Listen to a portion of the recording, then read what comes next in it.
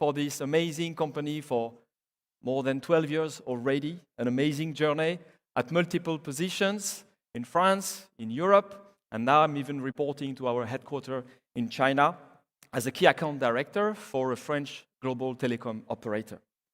I'm still fully motivated, still fully passionate about this company. I'm always eager to share my experience about this company to friends, colleagues, customers, or to students like you tonight. Our flagship event is taking place this year again to look for new talents in Paris. But it's also broadcasted live on internet to thousands of other students. And it's also taking place in 12 other venues across Europe. So ladies and gentlemen in this room in Paris, let's welcome our European fellows in the other venues across Europe. Let's say hello to our friends attending the event. Now the magic is going to happen. Go.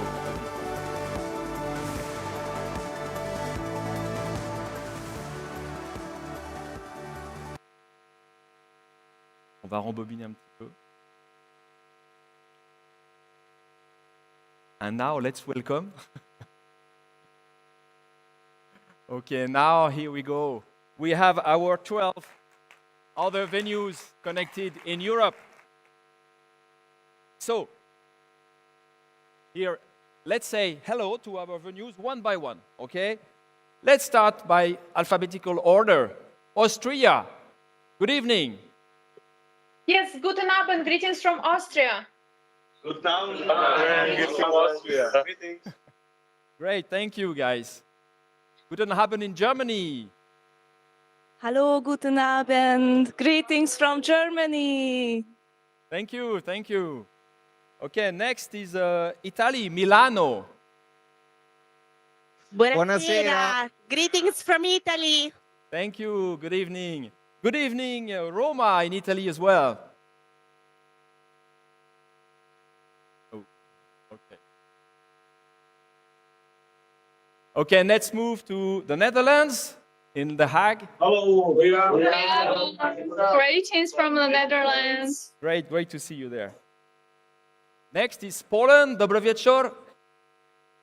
Hello. Thank you. Now let's move to Romania. Good evening, Romania, Bucharest. Bună seara. Greetings from Romania. Great. Let's move to Serbia. Good evening, Serbia. Greetings from Serbia. Great, guys. Okay, let's move to Spain. Madrid. Good evening. Hola, buenas tardes. Greeting from Spain. Buenas tardes. Gracias. Let's go to Sweden. Hey, Sweden, Stockholm. How are you? Good evening. Hello, say hello.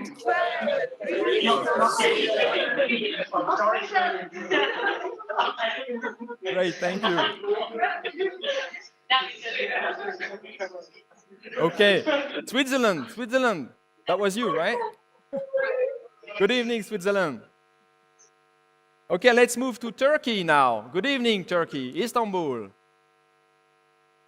Hi, no sound, but we see you waving hello. Thank you. And now, last but not least, Ukraine, in Kiev. Good evening. Доброго вечора з України. Good evening from Ukraine. Thank you very much. Okay, let's have a big wave of hello for all those people around Europe. Thank you very much. Thank you for giving me this chance of having this experience of being like the MC of Eurovision singing contest. You know, it has always been my dream. Let's move back to our topic of today.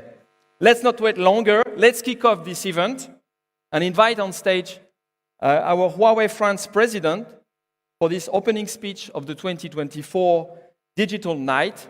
Let's welcome Anshu Yu, Leo Liu. Thank you. Welcome.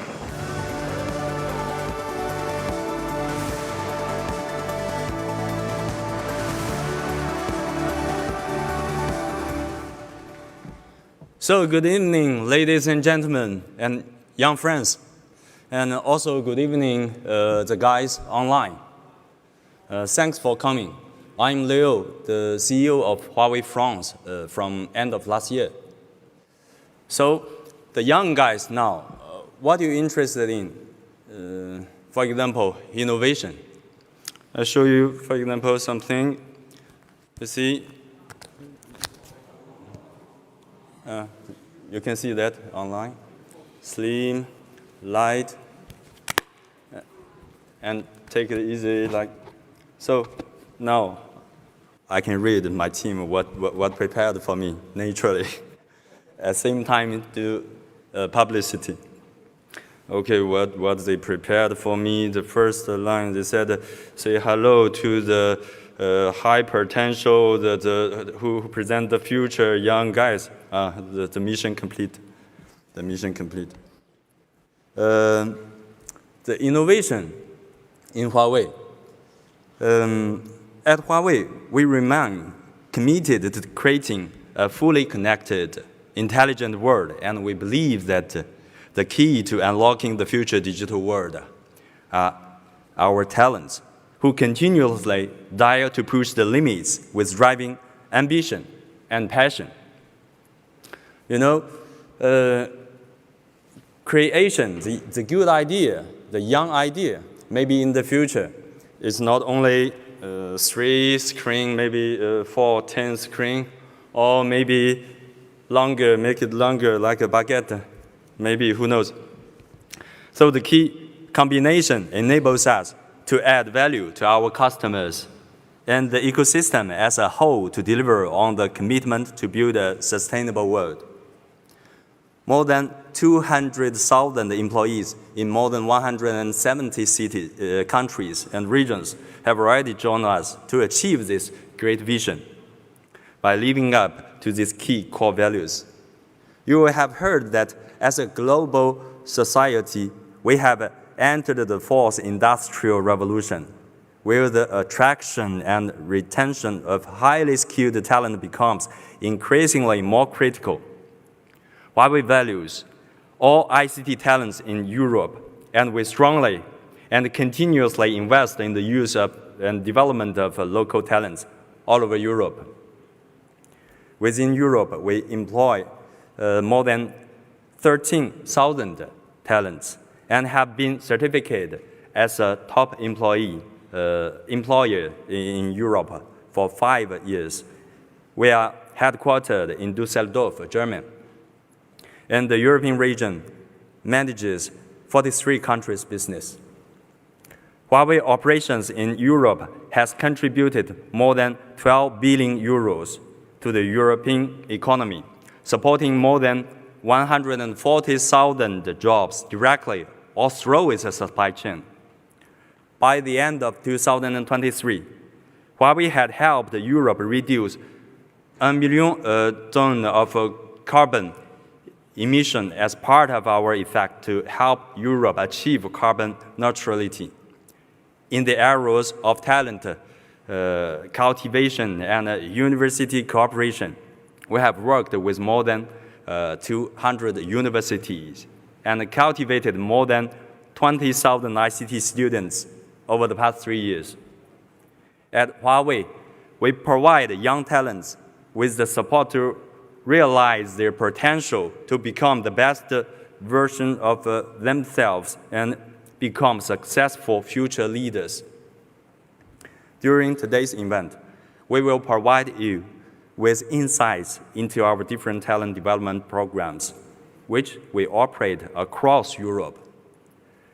Huawei offers a large number of diverse and specifically designed programs and activities for young talents, which include pre-graduate programs, such as our Seeds for the Future, the ICT Academy, the Huawei Student Developer Program, and various internship opportunities. And postgraduate is our comprehensive 6-month graduate program with a further 18 months training and development phase. If you want to reach for the skies, if you want to go further and make the impossible possible, then we believe that we have something to offer to all of you. our potential future talents. Together, we can move the world forward. La passion libère le potentiel. J'espère que vous continuerez à nourrir votre passion, à saisir les opportunités de la transformation numérique et à créer avec nous un avenir plus intelligent et connecté. Let's join forces to bring digital to every person, every home, and every organization, and build a fully interconnected and intelligent world. Thank you for being here tonight, and we hope you will all enjoy our inspiring keynotes and presentation. Thank you. Thank you.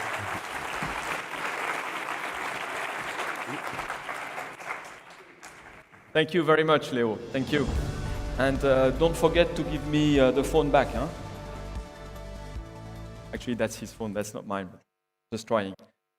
Okay, guys, now it's time to welcome our first keynote speaker. He comes from Norway, where he's the Huawei CTO, Chief Technology Officer. The topic of his presentation is a very interesting case of how technology, and AI in particular, can help to protect some wild species on Earth. The title of his keynote is Saving the Atlantic Salmon, quite a serious topic in Norway. Let's welcome on stage Vegard Skjener, CTO of Huawei Norway. Please welcome. Welcome.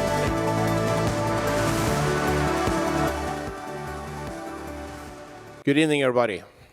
Yes, I come all the way from Norway, actually, to tell you a story. And this is a story about how we can use technology for something completely different than what we're thinking about originally, maybe. So maybe this can inspire you a little bit going forward. Think a little bit out of the box. Think a bit differently. So I'm going to show you a project where we have used artificial intelligence and machine learning to help nature, actually. So this is a project, I call it the fight against humpback salmon, where we're using technology to save an endangered species, the Atlantic salmon. Because the Atlantic salmon, I need to give you a little bit of background so you know what I'm talking about here. The Atlantic salmon is struggling, actually. How many of you guys have tasted Norwegian salmon? Raise your hand. Exactly. Hopefully, you will be able to continue to enjoy Norwegian salmon in the future as well. The Norwegian salmon is struggling. This is in Norwegian, unfortunately, but a lot of the rivers in Norway now has to close for sports fishing because there is actually not enough salmon coming back to the Norwegian rivers. We have hundreds of them, and all of them are struggling right now. On the right-hand side there, you see some statistics. And this is numbers on caught Atlantic salmon from sports fishing. And if you look at the figures from 2020, we're close to 100,000. The figures this year is not finished, ready yet, but it turns out to be in the area of 35,000 Atlantic salmon caught only.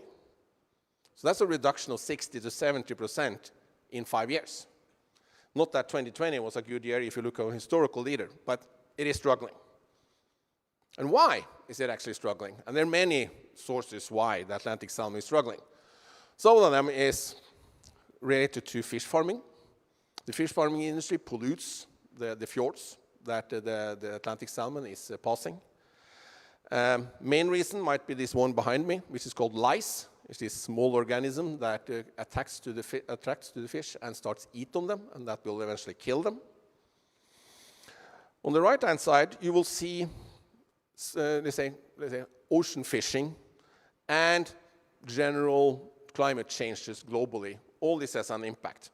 But there's one other guy here as well, not looking very ugly, looking actually very ugly, but not looking very nice. And it's called humpback salmon. Some also call it pink salmon. So what is the case about this pink salmon? This one is artificially introduced into our fauna and area. If you look at the map of Norway, you see it on the left side, all the way up to the north tip there. After that, there's nothing but ocean and then the North Pole. On the east side, we have Russia. Russia decided to move a species of salmon from the east side of Russia, from the Pacific Ocean, and all the way up to the northwest part. They tried over and over again, and they failed because it didn't survive. But eventually, in the 90s, they succeeded one time.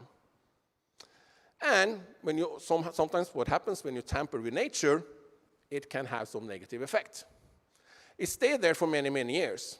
But now, over the last 6 to 8 years, it has started wandering along the coast of Norway, over to Iceland, to Scotland, and they even found humpback salmon in Canada. Why has it started moving? The scientist is not 100% sure yet. Probably has to do with global warming and water heat, the temperature in the sea and stuff like that. Anyway, it doesn't belong in our waters. The problem with it is that it's outcompeting the Atlantic salmon. And it has some very special characteristics. It's a very, there's a feisty guy. But a very special thing about this is that it only lives for 2 years. It's born up in the river. After a few months, it exits out to the Atlantic Ocean and the North Sea, stays out there for 2 years, comes back, put its eggs, and die in the river. Within those 2 years, it's already become more than 2 kilos. So it actually reproduces and grows very fast. The problem with it is that it's taken over the rivers, which is the same feeding ground and to put eggs as the Atlantic salmon. So they're competing, and this guy is winning because they're coming in huge numbers. I might also mention that it only comes every other year because Russia tried to do this over and over and over a year, but they succeeded once, and that was an uneven year. So that's why we see this been coming in 21, 23, and we will see them coming in next year in 25 as well. So we have seen kind of an exponential growth year by year since 2017 when we started noticing this coming. Last year, nobody knows the exact figure, but in the rivers in Norway last year, we caught almost 250,000 of them. We know for a fact that at least 300,000-400,000 were allowed to run up rivers and spawn. So what will happen next year, God knows, but we'll see. So this fight has been going on for a while. Local fishing organizations have been doing their best, working hard to try to catch these humpback salmon when they come, before they spawn, and before they take over the river. But working like this, when they come in numbers of millions, it's not going to work. We have done this project together with a local fishing organization. This is them working, actually. In 2021, before we deployed any solution, they got 2,000 humpback salmon coming to one of these rivers. And they managed to catch 1,700 of them, which is very good. The problem was that it took them 1,700 hours of labor, which is not feasible going forward. Those 300 that were allowed to spawn in the river, and after they spawned, they died, they're rotten. They just float in the river and rotten. Those 300 individuals made this river undrinkable because it's actually a water source for cabins nearby. So only 300 individuals made it undrinkable. Imagine what happens if you got 30,000 of them in one river. So now coming into what we wanted to do. Let's see if we can help this problem, and see if we can solve this problem in any way using technology. And then we immediately started thinking about artificial intelligence and machine learning. How can we utilize that to actually physically remove this unwanted humpback salmon, and at the same time let the wanted species like Atlantic salmon swim upriver untouched, unhindered, unstressed? It's a kind of a challenging thing because this is going as it moves upriver. These guys are not going to stop for you if you want them to. So we partnered up with a local fishing organization far up north. Where is the map? Over there. Russia is just to the east. So these are close to Russia, ergo they are getting a lot of this humpback salmon. So then we kind of had the idea, okay, we need to make a sorting mechanism, but first of all, we need to make an AI algorithm, an application that can detect what kind of species is it that is coming into a river right now. And this has to happen instantly, so we can decide what to do. Is it a wanted one or an unwanted one? So that's kind of simple. We checked around if somebody had started to doing anything similar like this, but they hadn't. So, and we not able to get any data. You need data if you want to train an AI algorithm to do something specific. You need data. So we started up in 21, just basically blocked off the river very simply, and forced everything that swam up the river to pass a camera that we connected to a server so we can collect images. And already, the year after, we felt that we tested it during the winter, and we saw that it was possible to detect already. So we partnered up with another partner in Norway to make this physical sorting mechanism that we're talking about. And here you can see the installation. Doesn't look very fancy as such, but it actually does the job, and that's what's important here. So it's very simple. We block off the river. Each fish that comes has to swim through this tunnel. It passes a camera that is connected to an AI server just on the shore. So it's kind of an edge solution in that sense, because we want things to happen quickly. So what we found out that the machine was actually able to determine what kind of species it was within 8 milliseconds. Which is good, because after we have determined what it is, we're going to open and close some hatches. And if we do that in front of the fish, we're going to scare them away. So we want this to happen quickly. Right? And it worked perfectly. This was in 22, ergo, no humpback salmon season, as I tried to explain earlier. But it was a good way to test. So we were pretty curious and anxious what will happen in 23. There was another river that the same fishing organization is maintaining as well, which was the one that got a lot of them in 21. So we decided to install it in that river as well and see what happened. So what did happen? That season in 23, so that means last summer,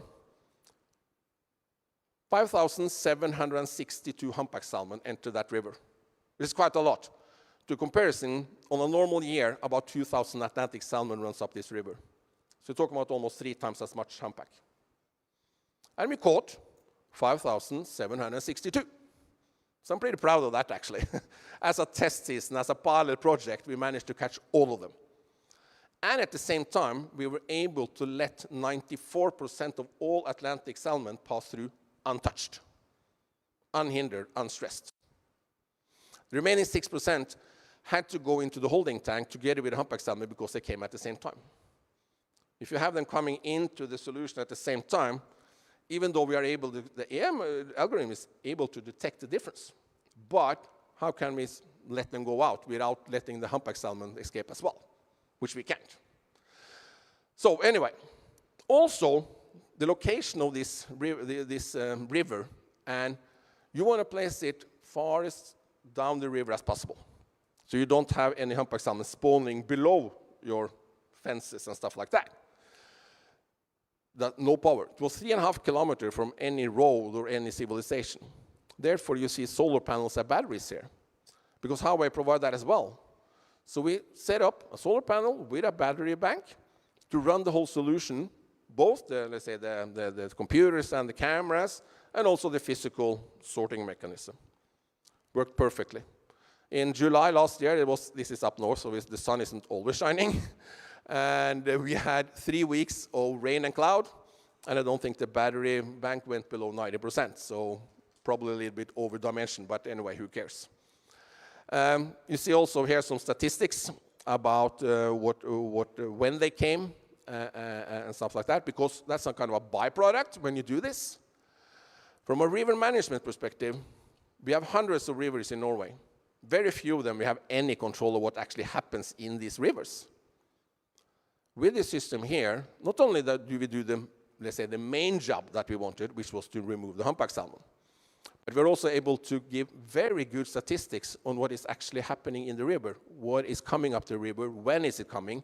So they basically have a live picture of anything happening in the river, those river managers that operate them. So that's kind of a byproduct that also helps a lot. So what did we do this year? Not the humpback season year. So then we just continue to further develop as we should. And now we have also, the Norwegian government has also now eventually found out that this is a big problem. So now we are being actually funded by the Norwegian government as well to further develop our solution. And what we did this year was to test whether we can reduce those 6% that ended up in the cage together with the humpback salmon. Because an Atlantic salmon in the cage with a humpback salmon, they are not friends. And if you want to remove them, when you put a net or try to do something in there, it's complete chaos in there. So they get injured, and some of them might not survive. So therefore, we want to see what we can do there, and that's why we tested this so-called double solution this year for rivers that is going to have huge numbers of humpback salmon coming. And it's looking very promising, and we also have been working a lot on the AI part to optimize it even more, to make it even more robust when it's dark and when it's muddy water and all these different things that can happen when you are working in an environment like this. So do you want to see how it looks inside? On the right-hand side, you will see 2 Atlantic salmon coming. And you see, as you see, the camera, you cannot actually see, the AI camera you cannot see because it's below this surveillance camera. But what it basically does is, as it swims by, it's immediately detected what kind of species it is. If it is an unwanted species, the hatch open, and it can swim out. That can be an Atlantic salmon, it can be a sea trout, whatever kind of other species you want. We even trained it for otter, because that also can come in these rivers. But if it's an unwanted species, we basically don't do anything. We register it, but we just direct it into the holding tank to be removed to be slaughtered. So the idea behind it is quite simple. It's just that you need to do some work on the AI part to train it well. You need good data and a good application that works well. And like I mentioned earlier, that means that you can get full live statistics of what happens in the river. So the river managers that are operating this can go online and just see in real time what kind of traffic they have in the rivers, and they even get a picture of each of them and send to their mother if they want to. So what do we do now? There are hundreds of rivers in need of this solution. We have tested this in 2 so far. So our ambition right now is to scale this up and install this in hundreds of rivers. We will start with many of them next year. And then we have large ambitions when it comes to the season of 2027, where we know it's going to be catastrophic. So it's a cool project, and now even being financed by the government. A lot of you have tasted Atlantic salmon from Norway. Most of that is farmed salmon, obviously. I mean, you can buy wild salmon, but most of it is from farmed salmon. I mentioned there are some challenges with farmed salmon, and one of them is escapes, because unfortunately, a lot of these farmed salmon, they come out the net, get a hole in the net or something in these big cages that they farm the salmon in, and when they escape, what do? They swim upriver. And you might say, what is that a problem? Well, it's a problem because they start mixing with the wild Atlantic. And then you destroy the wild genes, which will, let's say, deteriorate the quality of the fish. It will also deteriorate, the strength of them, so they can survive in a harsh environment, which they are. And it's also a problem for the fish farming industry because they need this clean DNA to populate their farms. So it's kind of a win-win. So now we've made an agreement with fish farming industry so we can start collecting data in their farms. So now we're going to start taking out escaped farmed fish as well. This is just something that we kind of, when we first have made the algorithm, the AI algorithm, the machine learning, to train to separate different species of fish, you can train it on any kind of species. The main reason why I wanted to talk about this one is that start thinking. Use your mind. This is just one out of, I'm sure, thousands of possible ways to use technology and artificial intelligence to solve problems. Whether it's a problem related to environment or health or education or whatever, think a little bit out of the box. Thank you very much.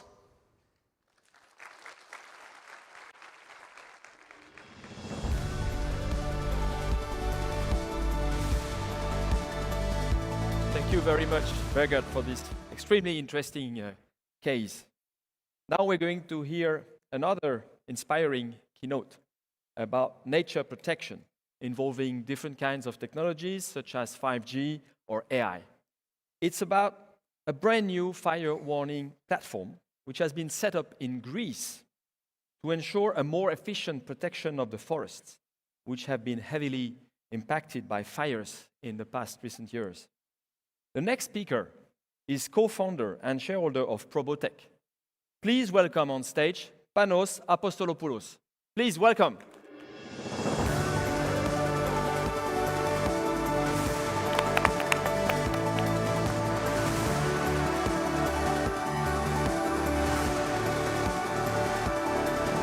Can you hear me? I guess yes. People, intelligent people, that they are the future. So what we are going to see today is an early warning system for fire prevention. And I would like to start with a small video.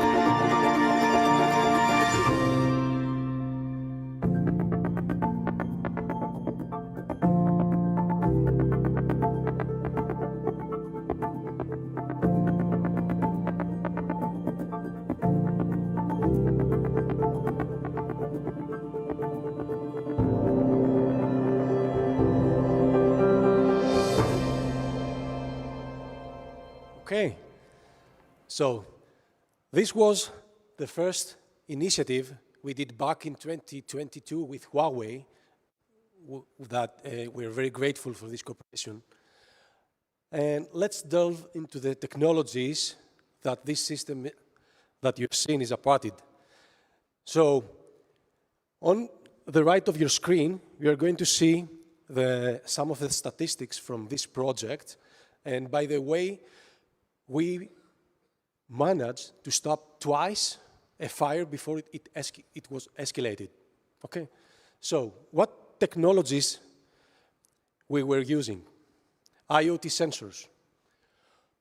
Any type of IoT sensors? The answer is yes. Every environment is a different one. The landscapes, they don't look alike. We have different burn rate of the trees. We have inclinations, so we need a system that can adapt any type of sensor based on the landscape. Drones and cameras with AI. We have static cameras analyzing real-time the streaming with the AI algorithms to identify fire or smoke and give back a signal to the main platform. And then we have drones, pre-scheduled flights. We have pre-scheduled flights with AI, again, analyzing and monitoring large areas in a snap, and we have real-time awareness.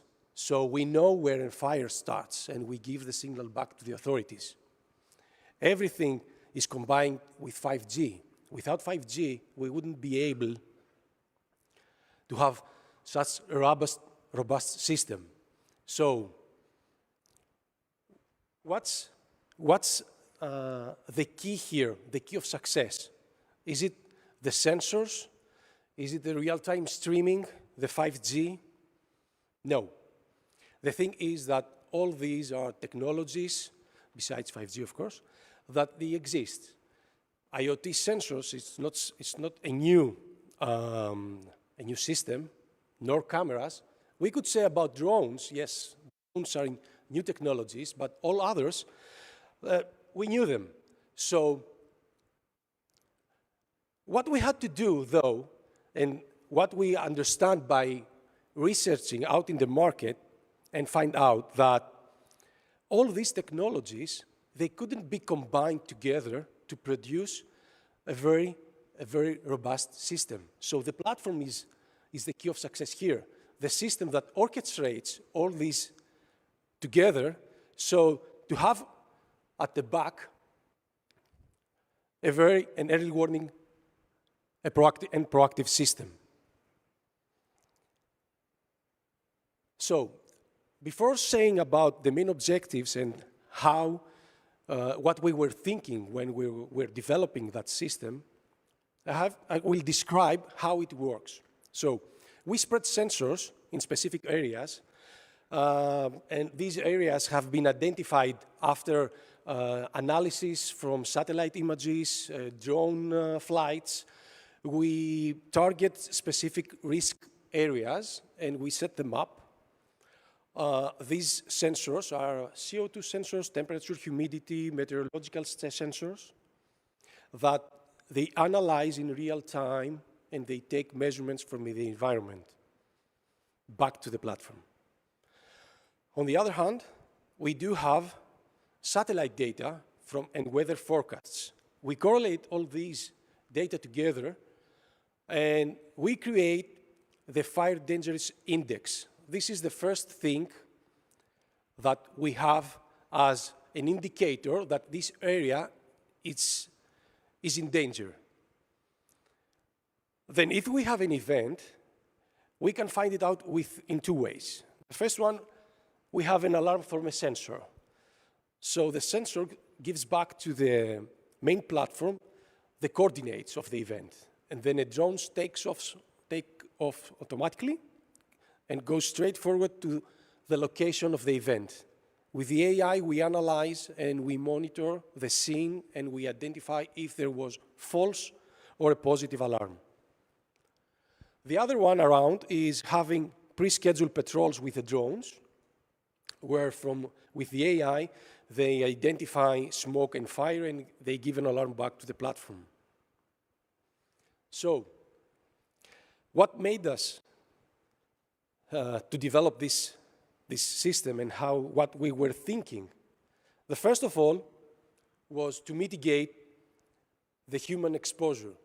We have firemen in the field going without knowing what they're going to deal. If you don't know, at least in Greece, when the process begins, it's like this. A citizen is calling the fire brigade or the fire department, and it says, okay, hello, we're having fire here, bring the forces. That's how the event starts. The department informs the local authorities, the local department of the area, and everything is starting. But when there are people are in the area of interest in the fire, until they be there, they don't know what they're facing. So this was the first problem that we find out that the existing system has. They don't have real-time data from the field. So we need to connect and create common operational picture for every people that they are involved in the process. For the first responders and for the people that they were on the back, the people that they were planning and they are planning during the fire, the next strategies, which are the next steps. This was the most critical factor of success if you want to prevent a fire. Keep in mind the number 15, and at the end I will explain why. Okay, we have a common operational picture. What's next? After a fire, we have some results, we have some data. with today's systems, we cannot extract them. We don't know what went wrong or what we did good. So no one can be trained after an event. That was the last clue. So that's how, this is what we take into consideration to create a robotic early warning system to act proactively.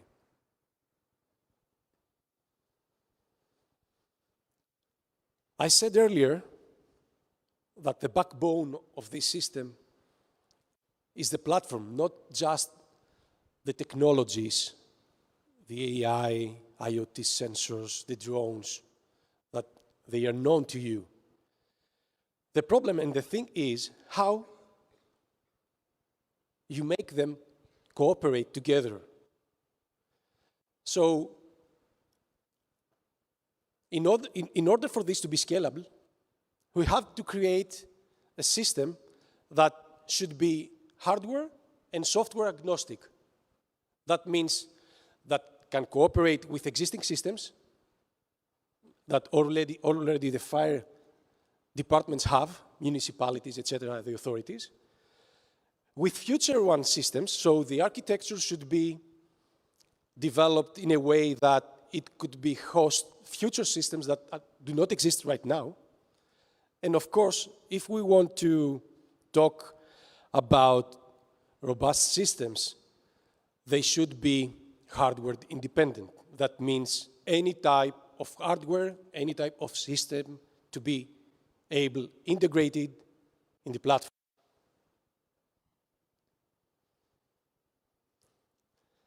These are some facts from Greece. I believe that not only for Greece, for all Mediterranean countries, we face a lot of fires every year.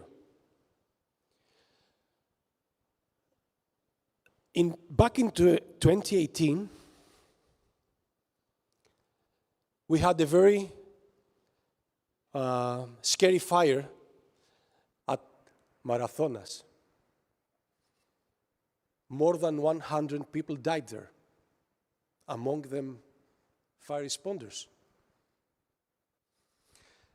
This was the point, this was the moment that we said, okay, we have to do something about it.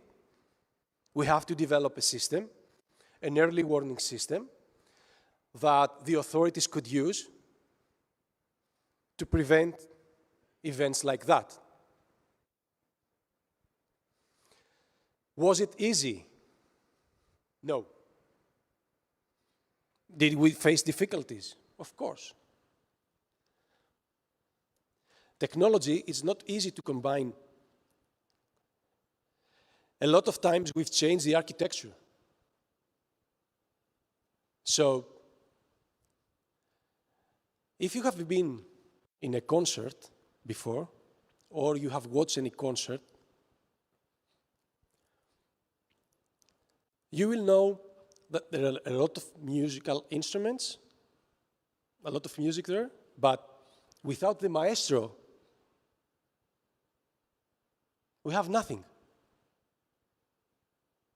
So the key of success of this project was the platform that we create, the orchestrator that combined all these new technologies under a common architecture. Golden rule of 15. What's a golden rule of 15? This is the time that the fire responders have available to suppress a fire. After 15 minutes, they cannot control the fire. This is the time window we have to protect our lives, our properties. This should be the goal for every country, for every municipality that respects its citizens. This should be your goal as well if you are involved in early warning systems. Thank you guys very much.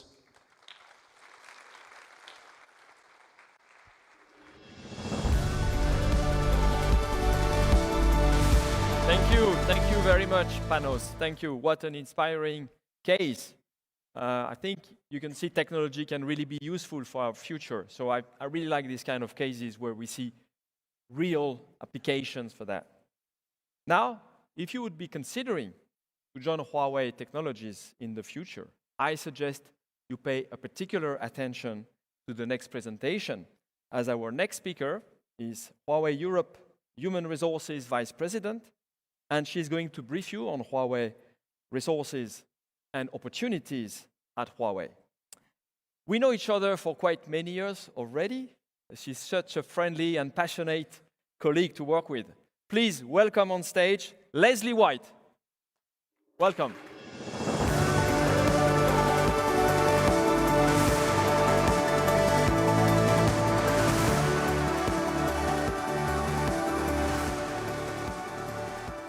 Hello, good evening, welcome. So I don't know online if you're still around, but please, hope you're enjoying the session so far. And we will now talk about why you're here, especially to talk about you as our potential talents, future talents for the future in a sustainable world. So it's so nice to be back here again in Paris. We've been here for several consecutive years, and it is always an honor to be here. So tonight, I will share with you 5 topics covering Huawei company, business, our core values, and some details of our European region graduate program, and then how you can join us. So, Huawei's vision and mission. We are committed to making the world a better place with technology, as you can see from the previous keynotes. More than 30 years ago, we set out to connect every family using phones and to enrich life through communications. 10 years ago, we updated that and we decided to connect our networks to every corner of the globe and build a fully connected world. Now we are committed to bringing digital to every person, home, organization for a fully connected world. So, Huawei is a leading global provider of ICT infrastructure and smart devices. In the fields of communications, networks, IT, smart devices, cloud services, intelligent automotive solutions, and digital power, we provide customers with competitive, secure, and reliable products, solutions, and services. Huawei was founded in 1987 and, as you may well know, is a private company wholly owned by its employees. Currently, we have 207,000 employees working for Huawei, of which 55% are dedicated to working in research and development. As you heard earlier, we operate in more than 170 countries and regions, and we serve more than 3 billion people worldwide. Yes, 3 billion. So at Huawei, our innovation focuses on customer needs. That's our driving force. We invest heavily in basic research, concentrating on technology breakthroughs that can drive the world forward. So for more than 30 years, we have continually created value for customers and society at large. We keep investing heavily in R&D each year to achieve this sustainable development. Currently, Huawei ranks 5th on the R&D investment scoreboard. So, what business domains does Huawei operate in? So let me give you a very quick overview and an introduction to our business portfolio. Huawei is a leading global provider of ICT infrastructure and smart devices. We focus on information technology, distribution, interaction, transmission, processing, storage, learning, and providing innovative products, solutions, and services for carriers, enterprises, and consumers. We are also expanding, this is a very new era, we are also expanding into the intelligent automotive solution and digital power markets.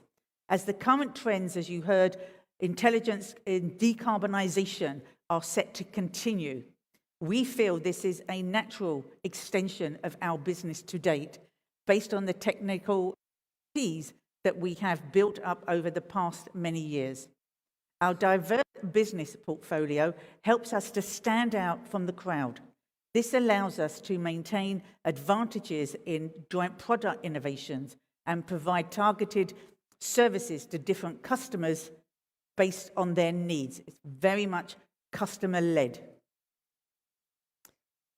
So, as we all know, climate change has now become a huge roadblock for social development. Therefore, we need to move faster towards low carbon development and green growth models. We also need to protect the environment and promote green economic recovery. More and more important, especially facing some of the terrible situations across Europe based on weather. These are common goals shared by the global community. Technology can help. In particular, digital and intelligent technologies are playing an even more important role in this whole process. So at Huawei, we are committed to making the world a better place. We will achieve this by providing innovative technologies that support green development, environmental protection, and digital inclusion. This is our goal of our sustainability strategy. And also, along with that internal strategy, we have aligned our 4-pillar strategy with the United Nations Sustainable Development Goals to focus on digital inclusion, security and trustworthiness, environmental protection, and a healthy and harmonious ecosystem.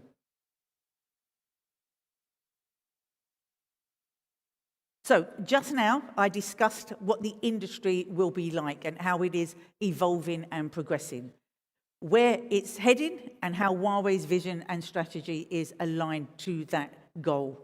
The future intelligent world will be full of challenges and opportunities. So what's the driving force behind Huawei's ongoing effort to explore frontier technologies and pursue continuously basic research? So how can Huawei develop sustainably, and what types of talent do we need? Next, I'd like to explain Huawei's core values and views on talent development. So we have 4 core values. The first is staying customer-centric, inspiring dedication, persevering, and growing by reflection. Now, these are the 4 core values of Huawei. Now, if I break them down into a little bit more detail, just to help you understand the actual meaning of them, we stay customer-centric because Huawei only exists to serve customers, and our success depends on our customers. We want to be successful, and we can only achieve that if our customers mutually achieve success. It has to be a win-win situation. We also work tirelessly and hard to inspire dedication among our employees. So staying customer-centric and inspiring dedication are closely interrelated. So by dedication, we mean every effort to create value, go the extra mile to make further progress, and we reward employees based on their contributions through monetary and non-monetary incentives. So when we talk about persevere, we persevere in whatever we focus on. So perseverance is a universal value. It's not a unique value to Huawei, but it is the ability to focus on a task over a long time while being self-disciplined and enduring. Never give up. Keep going. No matter how many obstacles you face, just keep going. Now, to support all of that, we have an internal mechanism we are committed to grow by reflection. Now, that is because this is the only way that we can prepare for the future. For a company and as individuals, we must learn from our experiences and mistakes and continuously look to improve. We can always do better. We can always approach something a little bit more optimized if we think about past experience. So reflection helps us remain humble, open-minded, respectful, and cooperative. This is how we grow together with our team, with the company, and with our customers, which again is very key. Now, this is going to give you a quick introduction. Leo Liu at the beginning gave a summary of some statistics, but this is where you can actually see them visually. So we have a very extensive footprint in Europe with more than 13,000 employees. We have been certified as a top employer for the 5th consecutive year. As mentioned, we are headquartered in Düsseldorf. That is the region headquarters, and we cover and responsible for 43 countries. Now, we contribute more than 12 billion to GDP, and we support indirectly more than 140,000 positions and jobs. Now, from 2014 to 2023, we achieved a reduction in carbon emissions reaching more than 100 million tons. Now, we cooperate, which is where it gets interesting for you. We cooperate with more than 200 universities and colleges. And finally, we have trained more than 20,000 ICT students during the past 3 years alone. And I will explain on the next slides how Huawei has achieved this.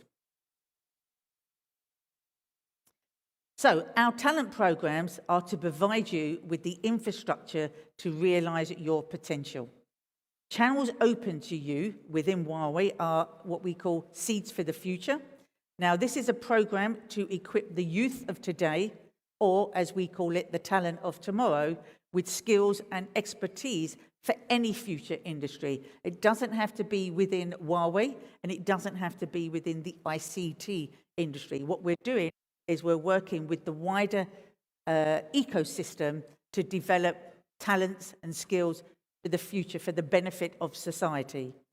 The ICT Academy, in partnership with academics globally, the Huawei Student Developer Program, and the Huawei Graduate Program. Now, the graduate program I will explain in a little bit more detail. Now, the European Region Graduate Program consists of an initial 6 months comprehensive and intensive training program. This is then followed by an additional 18 months of support from mentors, from managers, from supervisors, as well as on-the-job practice. We very much believe in skills competency. This is coupled with opportunities to develop and grow quickly. In whatever professional direction you choose, it is your choice. If you make the personal choice, then you will initially and naturally have a more passionate approach to that. Therefore, it's considered that you will excel because you are loving what you're doing. You are passionate about that.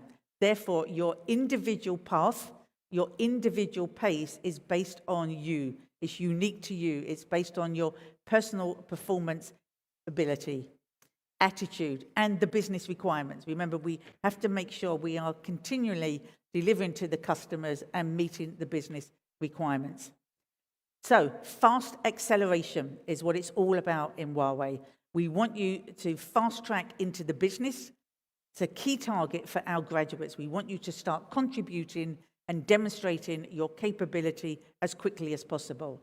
So, to do that, we offer a very comprehensive learning platform to enable and support your growth and your continuous development. So, Huawei's approach to human resources, to people management, is 3 words. It is positive, open, and diverse. We welcome talent from all over the world. There are no fixed rules for identifying or deploying talent at Huawei. The profession is not a key factor we consider during the whole process. As long as you are talented and willing to contribute to the team, you can find the right position to maximize your unique value, your unique potential. Now, to enrich that program that I just talked about, the graduate program, we have introduced 2 additional training programs, and both will take place in China, in our HQ. And first is the Rising Stars program. This is a recognition program. This is for our graduates and high potentials. This is to fast track them, to take them on this next sort of path of their career and to improve their knowledge, corporate strategies, core values, and have insights for future development and strengthen cross-cultural awareness. We're a very diverse organization.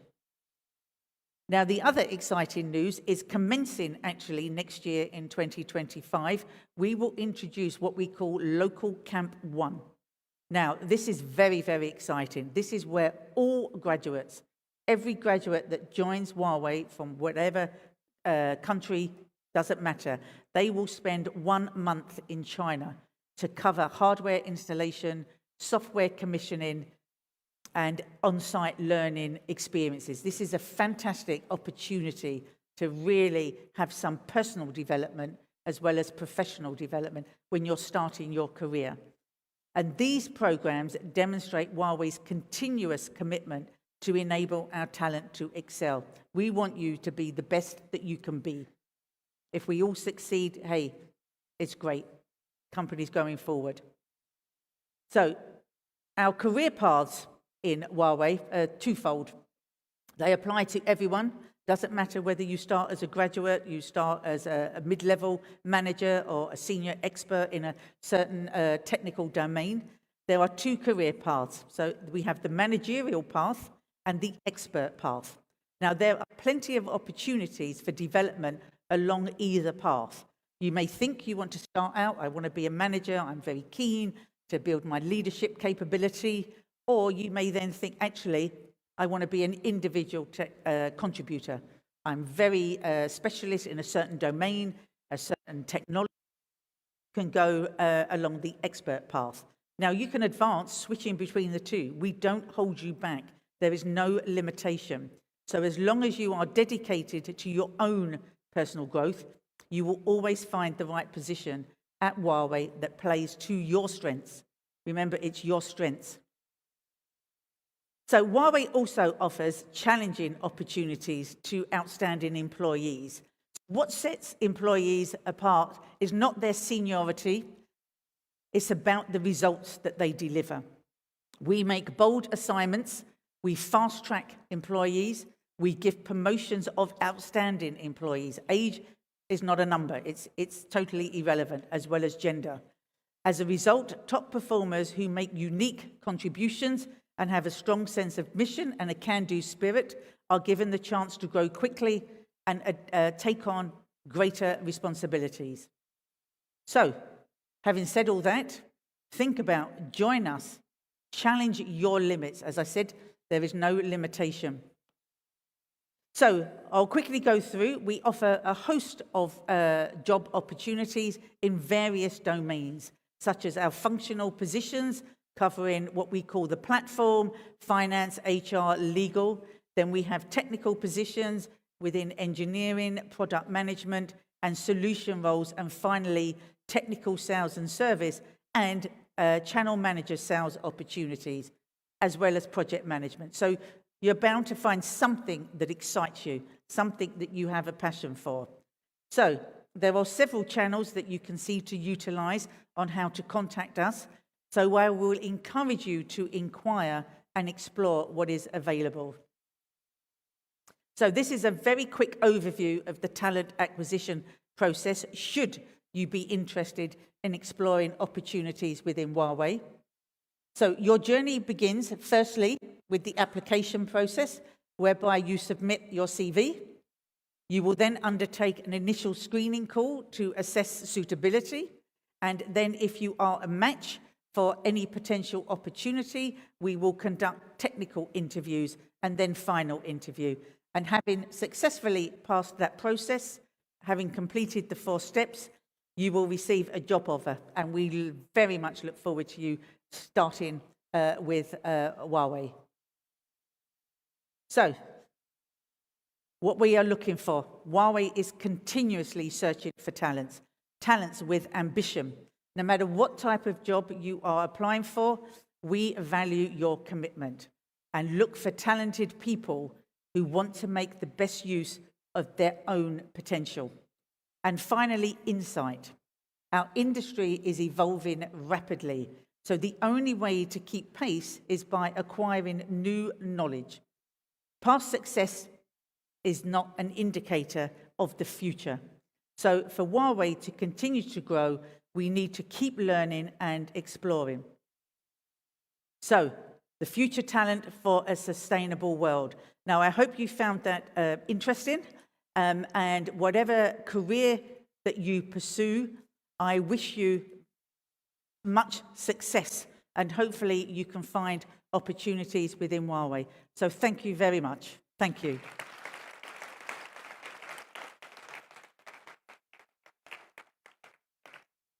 Now, we are talking about talent. You can't get rid of me that quick. We have been talking about talent and especially the graduate program. So it is my honor to welcome 3 outstanding role models from the graduate recruitment program based here from the France office. And so they will share their stories, their experiences with you. So I'd like to welcome on the stage Hubert, Safa, and Nicholas. Welcome.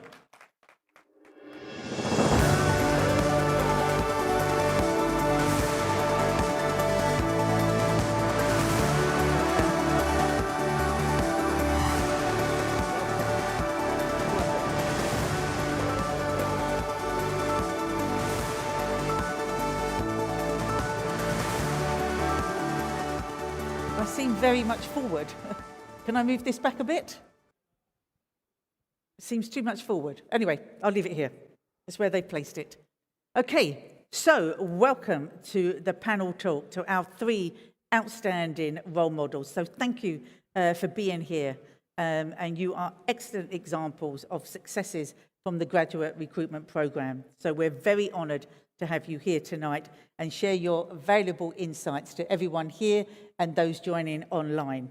So I will start with Hubert. Would you please give a quick self-introduction? So good evening, Leslie. Good evening, everybody. So my name is Hubert Wu. I am an account manager in Huawei. I joined the company 4 years ago, first as an intern. Then I transitioned into a local employee position as a project manager. And since 2 years ago, I am today a key account manager for a French leading operator in France in the Carrier Network business group. Thank you. Now to Safa. First of all, hello everyone. I'm happy to be here to share my journey in Huawei. So I'm Safa Mami. I'm a network engineer, graduated from Sorbonne University. And now I'm working as IT solution manager for storage pre-sales. I joined Huawei in 2022 as graduated program. Thank you. And now to you, Nicholas. Hi, Leslie. Hi, everyone. So my name is Nicolas Olivieri. I'm 25 years old, and I joined Huawei in October 2023. I am an account manager for the Enterprise Business Group, and more specifically in the ISP, so the Internet Service Provider business unit. Okay, thank you. Now, Hubert, talking about the Rising Star program, which I mentioned in my talent overview and presentation, which takes place in China. I was very fortunate to attend the training program as one of the teachers. Now, you were one of the trainees, the participants. So could you please share with us an overview of the Rising Star program? So last year I had the chance to be selected in the Rising Star program. So the selection was based on my first few years performance as well as manager recommendation. And I had the chance to travel all the way back to China, to the Shenzhen area, and to visit the R&D headquarters as well as HQ. And we met so many experts and people there, and it was such a valuable experience. Okay, thank you. So it's truly wonderful that you actually had the opportunity. So let me ask, what have you learned from this amazing program? So it was a one-week training, and we met many experts and also long Huawei employees, and they explained us the history of the company, what Huawei achieved in the past decades, and also Huawei's future for the next coming years and coming decades, and it was truly inspiring. It's great to hear. So, to all the attendees here, both present and online, how would you recommend the Rising Star program to other potential talents?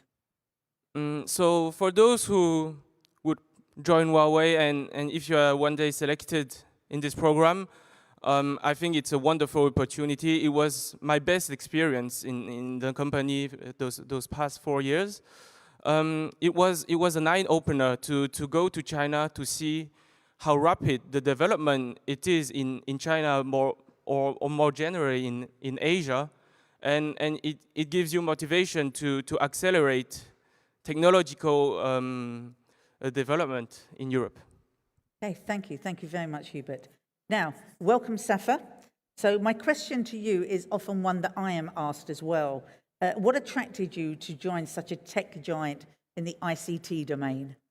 So maybe I can share something, because Huawei really gave me the opportunity to be what I want to be, to do something that I want to do. So to share my story, because it's a little bit quite interesting, maybe for you guys, because you're still studying. So as I said, that I'm engineering in networking, and at that time I was wondering to change my major. I don't want to keep going in networking, but to change something else in other technical field for tech, of course. So when I applied, it wasn't possible to get a job in different fields, because I don't have the background. But only Huawei, that they gave me, and they hear from me, and they believe me, that because I was adore what I want to do later. So thanks to Huawei that they gave me this opportunity, really, and to continue on something that I want to do later, because Huawei is really one of the most greatest company in the technical fields. So that's what I want to share. Thank you very much. So my next question relates to diversity. So as a female engineer in the ICT industry, do you often see female technical staff in the business? Yeah, that's right. I don't see a lot of female in tech. They are really rare.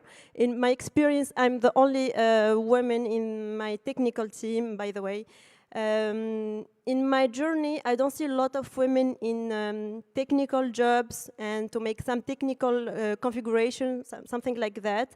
But I believe that if we are the only women in one team, that we can be really a powerful opportunity to grow up and make a diversity in a team.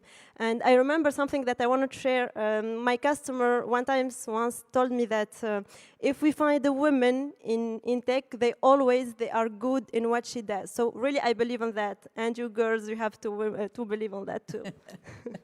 Thank you. So therefore, based on your experience, what suggestions would you give to other female talents who are looking to explore a career in ICT or STEM fields? So I think I wanna say, first, be strong, keep going, and go forward to what you wanna do in your dream, and really you have to be strong. Okay, thank you. Now, moving on to Nicholas. So I am very delighted that you can be here, having come from the business. I know how busy you are as we are approaching year end, and it's about targets and goals. So joining Huawei as the youngest account manager in the France office, how did you face this challenge? So firstly, I would like to say that at the beginning I felt a bit overwhelmed, because there were so many things to do, so many things to discover. And at the same time, you want to prove to yourself and mostly to your company that you deserve the chance they give you and the responsibility that comes along. I would like really to thank my team, because I think if I succeeded as a young account manager, it's because of my team and my mentor, who gave me very, very great advices and key tips to succeed in this industry and in Huawei. And then I just tried to apply all this good advice, and today I feel well, and I really do like my job. Oh, wow, that is very interesting to hear. So in your view, what is the key to success in Huawei as a graduate? As a young graduate, I think it's very important to be curious, because if you're not curious in this industry, that is a very, very dynamic industry, you might be a bit lost. But if you're curious, you will learn so many things. So this is the first point. The second point is you need to build a strong network inside the company and outside, of course, as an account manager. Inside, why? Because there is so many professionals, so many good people that can teach you very good things, and thanks to them, you will be able to succeed. Okay, thank you. And based on your experience so far, what is so special about Huawei in your perspective? For me, there is many things special about the company, but in order to stay short, I would say that the first thing is that after working in Singapore, I knew I wanted to work in an international environment. And Huawei is definitely the best place for it, because if you get the chance to come in this company, you will be able to work with so many different countries, so many cultures, different way of work. So on this part, I'm very, very happy. And I would say that on the second part, I always wanted to work in the tech industry, because for me, tech, IoT is the backbone of our modern world. Education depends on tech, healthcare depends on tech, finance depends on tech. And being able to work for one of the leaders of this industry is obviously very special for me. Okay, thank you. Thank you all so much for your sharings and insightful perspectives, which I know will have provided our students tonight with a lot to think about. So, before we finally close, could I ask one final question? So, I'll start with you, Nicholas. What would be your closing advice to the future young talents? I was at your place like 2 years ago for the young students or the recent graduate. You will face, whatever the company you join, many challenges, many doubts, but really keep believing in yourself. Thank you. Safa. For me, I want to say a lot of challenge, it means a lot of opportunities, so keep going. Okay, and Hubert. So for the young people in the room, in the coming months or maybe years, you will join the professional life. For those who already know what you want to do, it's good. But for those who are still lost, it's okay too. And always be motivated, be passionate about what you do, and you will find a way. Thank you. Okay, thank you very much for your time tonight. Big round of applause to our excellent talents. So I will just close because the slide went very quickly, so I didn't get a chance just to explain my story, which I hope also will be an inspiration for you. I've been with Huawei nearly 20 years. When I joined, did I think I would have the career, the opportunity that I've experienced? No, it is beyond my expectation. I started in the UK, hence the accent. Then I was selected to go and work in China for 2 years. Never expected that. Then from China, I was transferred to the regional headquarters in Düsseldorf, and I've now been there 7 years. This is beyond my expectation. So anything is possible in Huawei. So it just gives you a platform truly to just have a career that is beyond your dreams. So I hope that you can achieve that as well. And as I said before, I wish you every success. Thank you very much.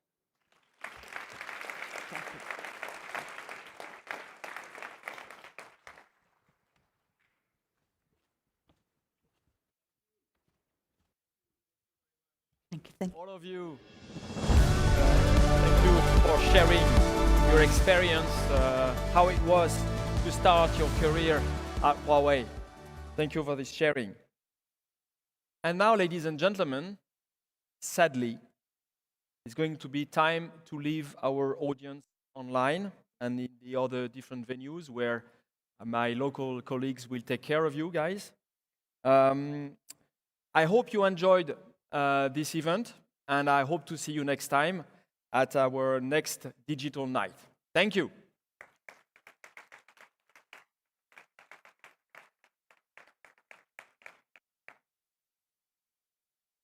I'm just pausing for a few seconds. We never know if the guys are online. Now they're going to hear what's going to happen next.